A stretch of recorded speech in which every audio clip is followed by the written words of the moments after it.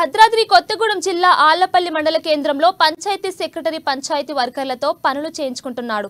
తన ఇంట్లో వెట్టి చాకిరీ చేయించుకుంటూ అసభ్యకరమైన మాటలతో దూషిస్తున్నాడని బాధితురాలు ఆవేదన వ్యక్తం చేసింది.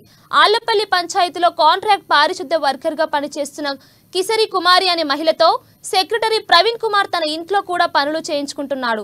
సెక్రటరీ ఇంట్లో ఎలాంటి జీతభత్యాలు లేకుండా వెట్టి చాకిరీ చేయించుకుంటున్నాడు.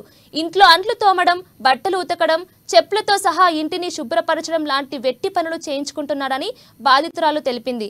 తన ఇంట్లో పని చేయకపోతే ఉద్యోగం నుండి తొలగిస్తానని బెదిరింపులకు గురి చేస్తున్నాడని కుమారి ఆవేదన వ్యక్తం చేసింది. సెక్రటరీ ప్రవీణ్ చేసే ఇబ్బందులపై ఉన్నతాధికారులకు ఫిర్యాదు చేయనున్నట్లు కుమారి తెలిపింది.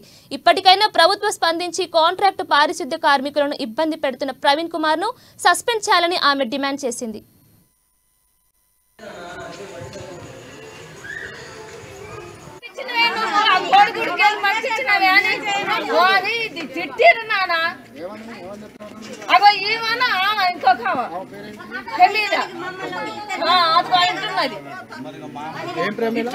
ఇట్లా చెప్పు చేసుకొని